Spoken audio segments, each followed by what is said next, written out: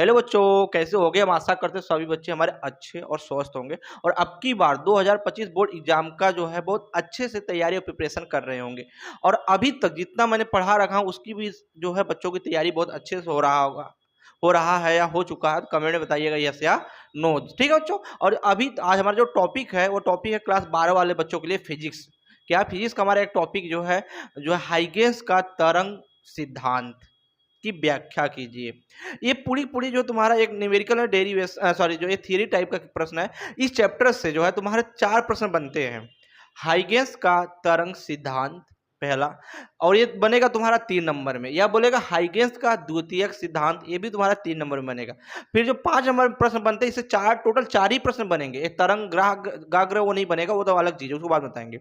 इस चैप्टर के अंदर बोले 4 प्रश्न बनेंगे। एक बनेगा हाइगेंस का तरंग सिद्धांत, एक बनेगा हाइगेंस का द्वितीयक तरंग सिद्धांत, एक बनेगा हाइगेंस के द्वितीयक तरंग सिद्धांत से अपवर्तन का व्याख्या, ये 5 नंबर बनेगा। और एक बनेगा हाइगेंस के तरंग सिद्धांत से परावर्तन की व्याख्या कीजिए, ये भी। ये 2 प्रश्न से एक प्रश्न तुम्हारा फिक्स है 5 नंबर है, क्योंकि इस चैप्टर से तुम्हारा 8 नंबर आता है बोर्ड एग्जाम में। 8 नंबर में प्रश्न बनाएगा तो 5 नंबर का फिक्स ही है, और एक 3 नंबर में बनाएगा, या तो फिर तुमको 2 नंबर में या फिर बहुविकल्पी के अंदर पूछेगा। तो आज हमारा जो टॉपिक है वो पढ़ेंगे हम। आज हमारा जो टॉपिक है वो क्या है? हाइगेंस का तरंग सिद्धांत की व्याख्या करना। पूरी पूरी ये थियरी है, और इसको हम इतने इजी वे में समझाएंगे कि आधा तो आपके दिमाग में अभी घुस जाएगा, और थोड़ा बहुत बचेगा जो आप 1-2 बार उसको रिपीट करके वीडियो को जो है देख लेंगे, वो भी आपके दिमाग में पूरे पूरी कंप्लीट हो जाएगा। और ये चैप्टर बहुत छोटा है, लेकिन 8 नंबर आपको दे जाएगा, जो हम पूरा इसको अच्छे से पूरी पूरी डेरिवेशन चारों पढ़ाएंगे, और दोनों थियरी और दोनों डेरिवेशन, इसके बाद इसका न्यूमेरिकल, आंकिक, बहुविकल्पी सब कुछ कराएंगे। क्योंकि उधर हमने सारे सब्जेक्ट का जो वीडियो ऑलरेडी अपलोड कर चुका हूँ, और उधर सारे सब्जेक्ट टॉपिक जो फिजिक्स का मैं पढ़ा भी चुका हूँ, पढ़ा भी रहा हूँ। ठीक है बच्चों। और अभी तक जो नए बच्चे चैनल को सब्सक्राइब नहीं किए, वो जल्द से जल्द चैनल को सब्सक्राइब करके और बगल वाला बेल आइकन घंटी को प्रेस कर दे, और अधिक से अधिक अपने ग्रुप में शेयर करने का कोशिश करें। ठीक है। अब चलते हैं प्रश्न उत्तर। हमारा प्रश्न क्या बोल रहा है कि हाइगेंस का तरंग सिद्धांत क्या कहता है, उस चीज को देखते हैं। हमारे एक वैज्ञानिक थे हाइगेंस जी, हाइगेंस चाचा थे, तो उनको समझो। हाइगेंस चाचा थे, उनका नाम है क्रिश्चियन हाइगेंस। कौन सा? क्रिश्चियन हाइगेंस ने सन 1600 कितने 1678 ईस्वी में तरंग संचरण से संबंधित एक सिद्धांत प्रस्तुत किया था। उसे ही हाइगेंस का तरंग सिद्धांत कहते हैं। इसलिए इनकी जो निम्नलिखित बातें, उस बात की याद रखना। क्या है? निम्नलिखित बातें हैं।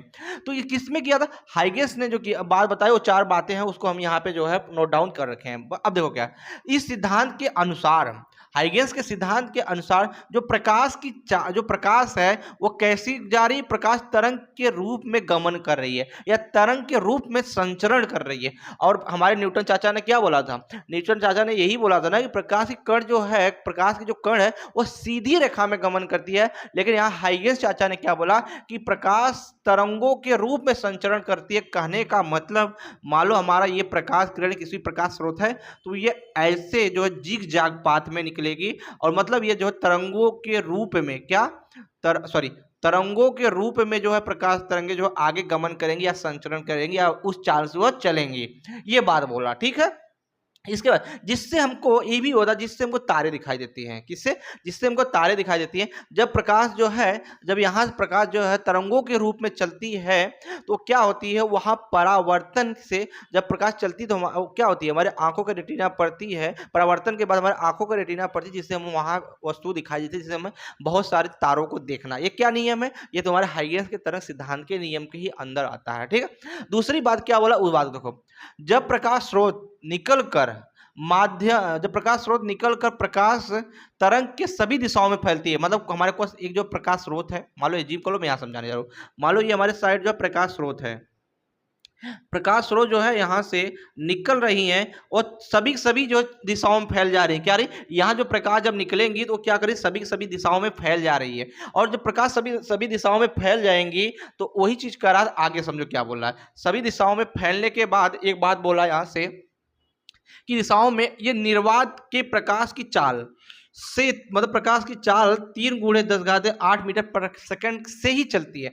तो इसने एक बात यहाँ पे जो और वैज्ञानिक थे हमारे, जो यहाँ पे हमारे जो है किनके समय, हाइगेंस के समय हमारे जो है और वैज्ञानिक फिजो और जो है फ्रेनेल थे।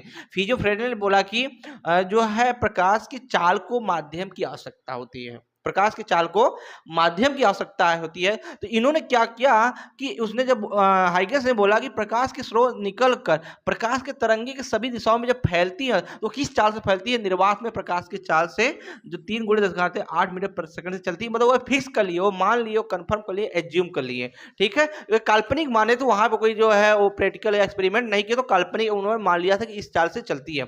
इसके बाद फिर हमारे जो है फ्रेजे और जो है नैनो ने क्या बोला था कि प्रकाश की चाल के लिए माध्यम की आवश्यकता होती है।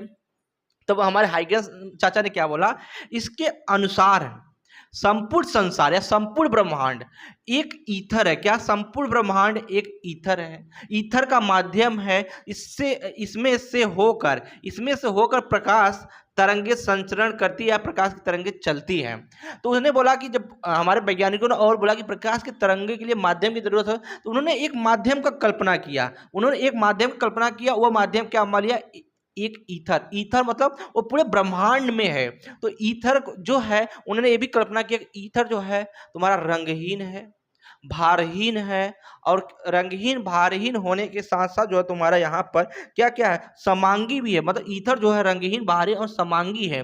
और इसका जो घनत्व है बहुत कम होता है। घनत्व के मतलब होता है इनके बीच में जो मान लो ये हमारा कोई ना कोई एक हमारा जो ईथर बना होगा, इनके बीच में जो अणु है वो बहुत दूर दूर है। और अणु जब दूर दूर होंगे बच्चों, तो बताओ प्रकाश की चाल जाने में कोई टकराएगी नहीं, क्योंकि अणु दूर दूर है। ये बात तो यहाँ तक ठीक है, लेकिन इन्होंने बोला कि जो है ईथर वह जो तुम्हारा रंगहीन और भारहीन, मतलब उसमें कोई भार ही नहीं है। तो बताओ हमारे ब्रह्मांड में, हमारे फिजिक्स का कोई ऐसा चीज है जिसमें भार ना हो। तो यहाँ से हमारे वैज्ञानिकों ने जो है आगे जो इनकी थी अवधारणाएं, इनके अवधारणाएं में जो है कुछ जो उदाहरण सही भी मिले, कुछ उदाहरण जो गलत भी मिले। मतलब उनकी क्या होता है इनकी जो हानियां क्या थी, कमियां क्या थी, वो भी बताया गया। ठीक है, इसके अंदर देखना। तो ईथर क्या था? एक हमारा रंगहीन था। क्या था? याद रखना, ईथर जो है हमारा एक रंगहीन था, और दूसरा भारहीन था, और एक समांगी था। और दूसरा जो ईथर का घनत्व है, क्या? ईथर का जो घनत्व है वह बहुत कम था। ईथर का जो घनत्व बहुत कम था। क्या था? बहुत कम था। ईथर का घनत्व बहुत कम था। और इनका कहने का मतलब कि ईथर जो है वो सभी माध्यम में प्रवेश कर सकता है। ईथर था जो वो सभी माध्यम में प्रवेश करता, क्योंकि ये भारहीन था। तो और वैज्ञानिक लॉजिक निकाला कि जब ब्रह्मांड का कोई ऐसा पदार्थ, ऐसा अणु, ऐसा कोई जो है माध्यम नहीं है जो भारहीन हो और जो जिसमें भार ना हो। तो इनसे यहाँ पे इसी बात को जो निष्कर्ष निकाला कि जो प्रकाश की संपूर्ण प्रकाश की जो किरणें हैं वो ईथर माध्यम में से होकर प्रकाश की तरंगें संचरित कर दी जाती है। चौथी घटना क्या है इनकी जो कमियां में आई थी, या चौथी घटना जो बोला था, प्रकाश के तरंगों का कारण व्यक्तीकरण। जब प्रकाश की तरंगें चलती हैं जिगजैग पाथ में, व्यक्तीकरण, विवर्तन तथा ध्रुवण की घटना होती है। लेकिन एक चीज बताओ, हाइगेंस ने यह भी बताया था कि जब प्रकाश की जो तरंग, जब प्रकाश की किरणें तरंग के रूप में चलती हैं, तो उन्हें बोला था अनुप्रस्थ की अनुदैर्घ्य तरंग। क्योंकि यहाँ पे देखो, यहाँ पे जो हमारे हाइगेंस चाचा थे उन्होंने बोला कि प्रकाश की जो तरंग दैर्घ्य किरणें निकलती है वह अनुप्रस्थ की तरंग में चलती है। कहाँ पे? अनुप्रस्थ की तरंग में चलती है। लेकिन ध्रुवण में जब पढ़ोगे तो ध्रुवण में जो प्रकाश की तरंगें चलती हैं वह किस में चलती है? प्रस्थ में चलती है। ये ध्रुवण में चलती है, ये अनुदैर्घ्य में चलती है। कौन सा? हाइगेंस जो सिद्ध किया था कि प्रकाश की जो तरंगें निकलती है वो अनुदैर्घ्य की तरंगों में चलती है। लेकिन ध्रुवण के अंदर जब पढ़ोगे तो क्या हुआ था, यहाँ जब प्रकाश की तरंग चलती है और वो अनुप्रस्थ में चलती है। तो यहाँ से उनकी जो कुछ ना कुछ कमियां हमको मिली थी। ये कमियां क्या थी? ये थी। ठीक है, हमको ये 4 पॉइंट बोर्ड एग्जाम में लिख के आया, तुमको 3 नंबर पूरा नंबर मिल जाएगा बच्चों। ठीक है, और आपसे देखो इतना, इससे ज्यादा कुछ नहीं लिखना है, हमको टॉपिक लिखना है 4 ठे कि इस सिद्धांत के अनुसार प्रकाश तरंगों के रूप, मतलब ऐसे जिगजैग पाथ में चलती है, स्ट्रेट लाइट में नहीं चलती है। लेकिन हमारे न्यूटन चाचा ने क्या बोला था कि जो प्रकाश की कण है वो सीधी रेखा में गमन करती है। ठीक है, इसके बाद इन्होंने फिर क्या किया, प्रकाश के स्रोत से निकल, जो प्रकाश कोई प्रकाश का स्रोत है, जब वहां से हमारी प्रकाश तरंगे निकल रही, तो सभी जब दिशाओं में फैल रही है तो किस स्पीड से चल रही है? निर्वात की प्रकाश की चाल 3 × 10⁸ मीटर पर सेकंड चलती है। मतलब इन्होंने एज्यूम कर लिया, फिक्स कर लिया कि इसी स्पीड से चलेंगे। तो कुछ हमारे वैज्ञानिक थे, उन्होंने क्या बोला कि प्रकाश की किरण को चलने के लिए माध्यम की आवश्यकता होती है। तब क्या किया, यहाँ पे हमारे जो है हाइगेंस चाचा ने एक जो है माध्यम मान लिया ईथर। ईथर मान लिया, ईथर एक माध्यम मान लिया, उनको बोले कि ये जो रंगहीन, भारहीन होता है और इसका घनत्व बहुत कम होता है और प्रस्थता इसका बहुत ज़्यादा अधिक होती है, जिसमें से होकर प्रकाश तरंगे संचरण करती है। मतलब ये ईंधन है, हर माध्यम में जो है प्रवेश कर सकता है। ये भी उनकी बात है। अरे कभी भी कोई ऐसा जो है हमारे ब्रह्मांड में कोई वस्तु या कोई परमाणु या कोई अणु कुछ भी नहीं जिसका भार कुछ न कुछ हो। चौथी बात क्या बोले, प्रकाश के तरंगों के कारण व्यक्तिकरण, विवर्तन और ध्रुवण की घटना होती है। और ध्रुवण जो होता है, जब ध्रुवण प्रकाश की चाल चलती है तो वह अनुप्रस्थ के जो में चलती है, किसमें, अनुप्रस्थ में चलती है। और बकिया यहाँ पे जो है हाइगेंस चाचा ने क्या बोला था कि प्रकाश की किरणें जो है वह अनुदैर्ध्य में चलती है, किसमें, और अनुदैर्ध्य में चलती है। इससे उनकी जो बहुत सारी कमियां और बहुत सारी अच्छाइयां को हमको यहाँ से मिला। बाकी हमारे दो वैज्ञानिक जो थे उन्होंने फिजो और फ्रेनेल ने क्या किया, इनके जो है और कमियों को सुधार किया एक बहुत बड़ा लैब बना के। ठीक है बच्चों, और आप सबकी सपोर्ट की हमको फुल जरूरत है। आपकी एक छोटी सी सपोर्ट चाहिए, बस चैनल को सब्सक्राइब कीजिएगा और बगल वाले बेल आइकन को प्रेस करके अधिक से अधिक अपने ग्रुप में शेयर कीजिएगा और बताइएगा ये वीडियो कैसा है कैसा नहीं, अच्छा है कि नहीं। तुम्हारे बोर्ड एग्जाम में ये आने का चांस 101% है, ये मेरी गारंटी।